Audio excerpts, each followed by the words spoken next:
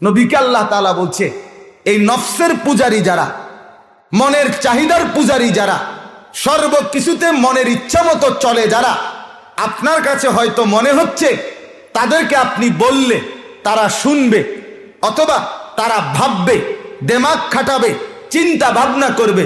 আল্লাহ বলে না না, নফসের পূজারী যে হয়, মনের চাহিদা মতো যে জিন্দেগি চালায়, ইনহুম ইল্লা কাল আনআম, এটা মূলত আর কিছু নয় বরং জানোয়ার, জানোয়ার, জানোয়ার। সে আসলে মানুষ না। বালহুম আদাল্লু সাবিলা, আল্লাহ বলে জানোয়ারও না শুধু, বরং তার চাইতো নিকৃষ্ট বিপদগামী, পথভ্রষ্ট, বরং এর চাইতো জঘন্য গুমরাহির পথে ধাবমান এই ব্যক্তি। তাহলে এইবার আয়াতের তর্জমা শুনলেন, এবার অল্প একটু ব্যাখ্যা শোনেন, অল্প একটু কথা। মূল বক্তব্য হলো এই কথাটা বুঝানো, ইত্তেবাউল হাওয়া। হাওয়া, এই ছোট হা ওয়াও ইয়া, হাওয়া এই শব্দটা হলো শরীয়তে অনুমতি নাই এমন যেই কোনো কিছুর দিকে নিজের মনকে ধাবিত করা। এটারে কয় নফসের পূজা, এটারে কয় প্রবৃত্তির অনুসরণ, এটারে কয় মনের চাহিদা মতো চলা। শরঈ অনুমোদন নাই। এখানে দুইটা কথা আগে বুঝতে হবে। এক নাম্বার, চাহিদা, মনের কামনা, বাসনা, আকাঙ্ক্ষা, এটা আল্লাহ প্রদত্ত। মানুষের অন্তরে যদি আকাঙ্ক্ষাই না থাকে, মানুষের অন্তরে যদি আগ্রহ উদ্দীপনাই না থাকে, তাহলে পৃথিবীর কোনো কাজ কর্ম, চলা ফেরা কিছুই চলবে না। চলবে কি? কথা বলেন না। প্রত্যেকটা মানুষের মধ্যে আকাঙ্ক্ষা, এটা আল্লাহ প্রদত্ত। আগ্রহ আল্লাহ প্রদত্ত। আমি চাই আমার স্ত্রী হোক, আমি চাই আমার সন্তানাদি হোক, আমি চাই আমার অর্থ সম্পদ হোক, আমি চাই আমার বাড়ি গাড়ি হোক, আমি চাই আমি একটু আরামে থাকি, আমি চাই আমার একটা সুন্দর বিল্ডিং হোক। এই যে চাওয়া, এই যে আকাঙ্ক্ষা, আল্লাহ তাআলা, এটা আল্লাহই দান করছে। এটা কে দান করছে বলেন না? আল্লাহ তাআলার দান। আকাঙ্ক্ষা, আগ্রহ, চাহিদা, শাহওয়াত। কিন্তু লক্ষণীয় বিষয় হলো অন্তরের আকাঙ্ক্ষা জাগবে, আগ্রহ তৈরি হবে। এরপরে আপনার দায়িত্ব শুধু এই আগ্রহটাকে বিচার করা, মাপা, যাচাই করা যে এটা অনুমোদিত না অনুমোদিত। এটার ভিত্তিতে ফায়সালা, এটার ভিত্তিতে পাপ কিংবা এটার ভিত্তিতে পুণ্য। অর্থাৎ মনে করেন, নারী দেখলে, মহিলা দেখলে, মেয়ে দেখলে আপনার অন্তরের ভিতরে কামনা জাগে, আকাঙ্ক্ষা জাগে। এই আকাঙ্ক্ষা তৈরি হইল, ঠিক আছে, ভিতরে। এবার আপনার উচিত দেখা এটা, এই যে আগ্রহ আমার অন্তরে জাগলো, এখন এইটা কোন নারীর বেলায় বৈধ, কোন নারীর বেলায় অবৈধ। এই নারী যদি আমার স্ত্রী হয়, তাহলে পুরাটা আগ্রহ আকাঙ্ক্ষা হালাল, ঠিক কিনা বলেন? এটা পুরাটাই নেকি। এই আকাঙ্ক্ষাটা যদি ভিন নারী, রাস্তার মহিলা, অন্যের মেয়ে, অন্যের মা বোনের প্রতি জাগে, তাহলে ওই আকাঙ্ক্ষা বাস্তবায়ন করা পুরাটাই গুনাহ। তাহলে কি বোঝা গেল? আগ্রহ, চাহিদা, আকাঙ্ক্ষা, এই ক্ষেত্রে যে ব্যক্তি শরীয়তের নির্দেশনা মানে না, সে বরবাদ, সে বরবাদ। আর এটারই কয় প্রবৃত্তির চাহিদা, এটারই কয় ইত্তেবাউল হাওয়া, এটারই কয় ইত্তেবায়ে নফস, এটারই কয় নফসের কামনা বাসনা মতে চলা। তাহলে এখন আপনি আরেকটা কথা বোঝেন। এটা তো বুঝলেন যে আল্লাহ তাআলা কোরআনুল কারীমের মধ্যে বলছেন, যে ব্যক্তি তার মনের চাহিদাকেই, অর্থাৎ আমার মনে চাইছে, এরপরে এটারে আমি আর বিচার বিশ্লেষণ করার আর দরকার না। আমার মনে কইছে আমি এনে দাঁড়াইয়া ফেসাব করবো, দিলাম ফেসাব করে। আমার মনে বলছে এখন আমি ওই মেয়ের পিছনে পিছনে ঘুরমু, তো শুরু করলাম ঘুরা। আমার মনে চাইছে মোবাইলে আমি উলঙ্গ ছবি দেখবো, তো দেখা শুরু করলাম সারা রাত। এই যে মনের চাহিদা, চাহিদা জাগতেই পারে, কিন্তু আমার দায়িত্ব চাহিদারকে একটু আটকাইয়া পরীক্ষা করা, এইটা শরীয়তে অনুমোদিত কিনা নাকি নিষিদ্ধ, ঠিক কিনা বলেন না? এটাই আমার আপনার গুনাহ কিংবা নেকি, গুনাহ কিংবা নেকি। তো আল্লাহ তাআলা কোরআনুল কারীমের এই কথা বলছেন, বন্ধু মনের চাহিদাকেই শুধু সে মাপকাঠি বানায়, খোদা বানায়, নিজে ব্যক্তিগতভাবে আল্লাহর বিধান রসুলের বিধান জানার কোনো প্রয়োজন বোধ করে না। আপনি তার জিম্মাদারি নিয়েন না। আপনি মনে করেন না সে কিছু বোঝে, সে কিছু ভাবে না, সে কিছু বোঝেও না, সে কিছু ভাবেও না, বরং সে জানোয়ার বা তার চাইতে খারাপ। বলেন নাউজুবিল্লাহ।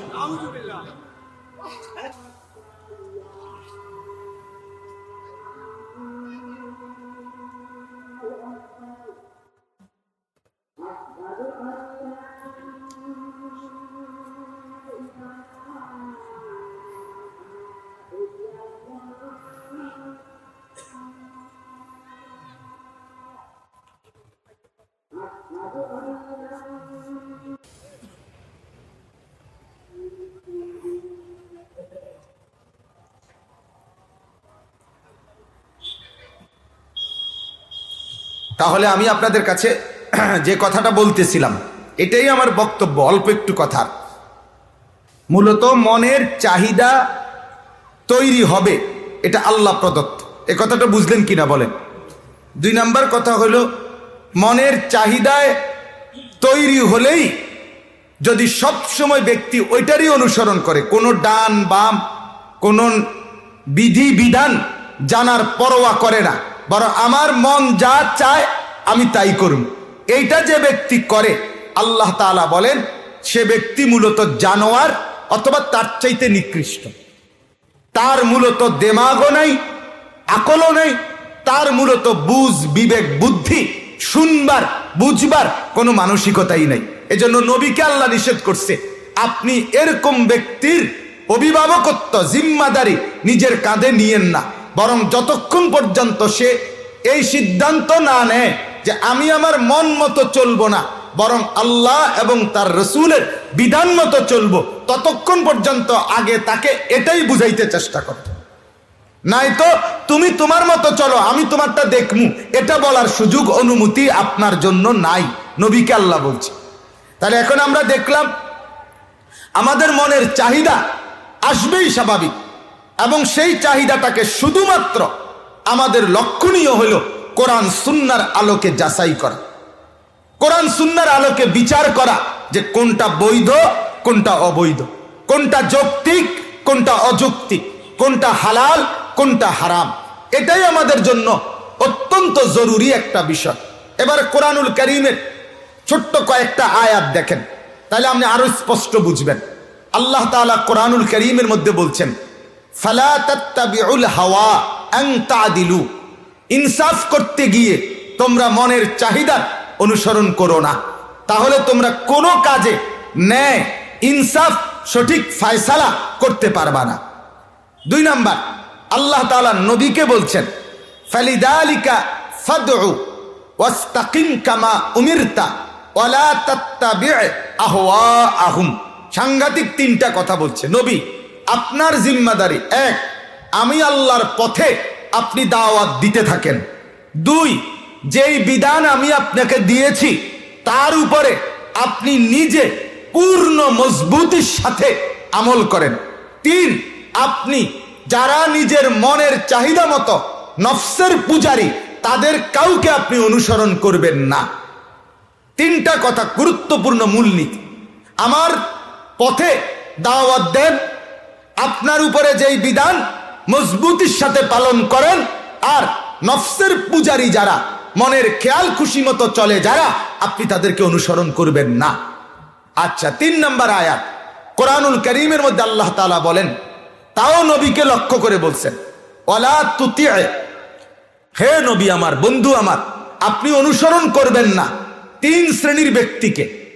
1, মান আগফালনা কলবাহু আন যিকরিনা, আমার জিকির, আমার স্মরণ, আমার বন্দিগি থেকে যে গাফেল, যার চেহারায় দেখলে চলাফেরা দেখলে বোঝেন আল্লাহর নাম নেয় না, নামাজ পড়ে না, হালাল খায় না, যাকাত দেয় না, রোজা রাখে না, পাক পবিত্রতার ধার ধারে না, আপনি তাকে অনুসরণ করবেন না, তার সাথে হাঁটবেন না, তার সাথে বন্ধুত্ব করবেন না, তার সাথে চলবেন না। 1, 2, ওয়াত্তাবা হাওয়াহু, তাকে অনুসরণ করবেন না যে সর্ব ব্যাপারে নিজের মনের চাহিদা মতো চলে। 3, ওয়াকানা আমরুহু ফুরুতা, যার প্রত্যেক কাজে আমি আল্লাহর সাথে সীমা লঙ্ঘন করে, বাড়াবাড়ি করে আল্লাহর বিধান পালন করতে গিয়ে। তাহলে আল্লাহর বিধান আদায়ে সীমা লঙ্ঘনকারী, নফসের মনের চাহিদা মতো খামখেয়ালি এবং আমি আল্লাহর স্মরণ থেকে গাফেল এমন ব্যক্তির অনুসরণ করবেন না।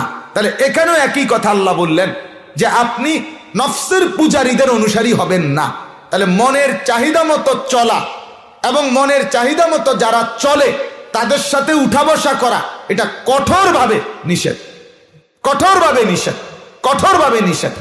এই কথার দ্বারা আমি আপনাদেরকে যেই কথাটা ছোট্ট শুধু এটাই বুঝাইতে চাই, আমরা মুসলমান, এখানে আমরা যারা বসছি, আমাদের জন্য রব্বুল আলামিন দুইটা মাধ্যম, এই কথাটা খেয়াল করেন, দুইটা মাধ্যম সর্বযুগে প্রত্যেকের জন্য আল্লাহ তাআলা ইন্তেজাম করছেন।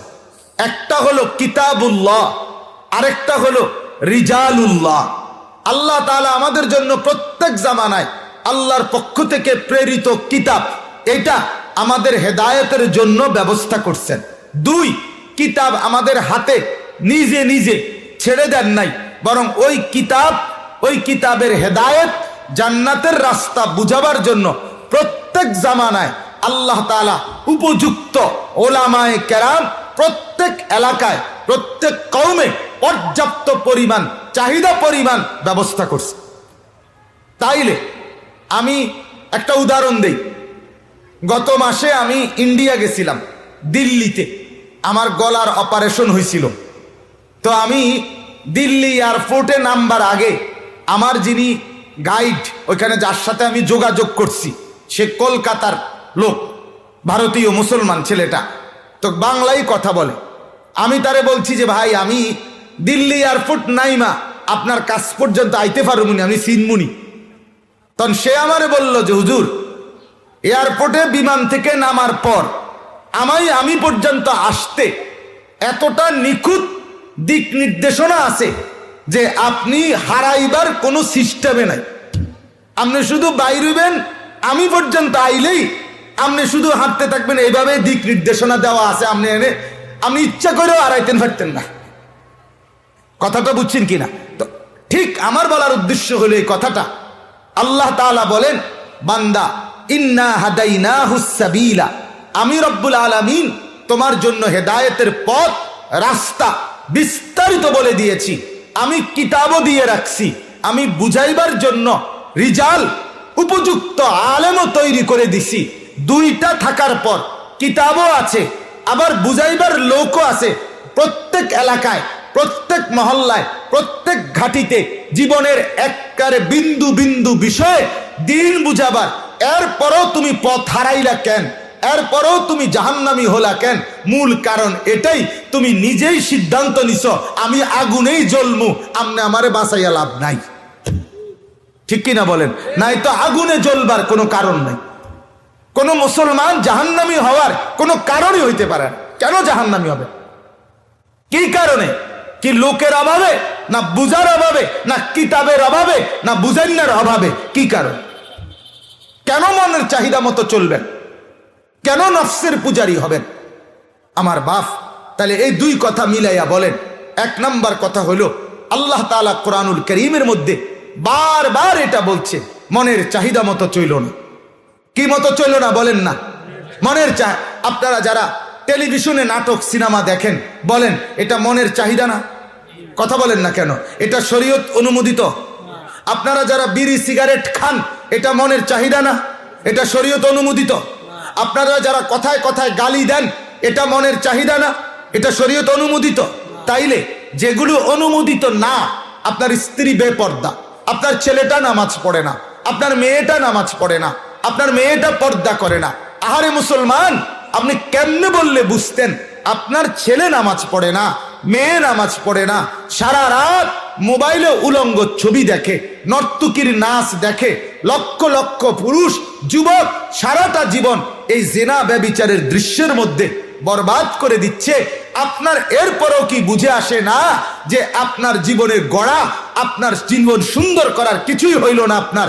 আপনি কি বুঝেন না এটা?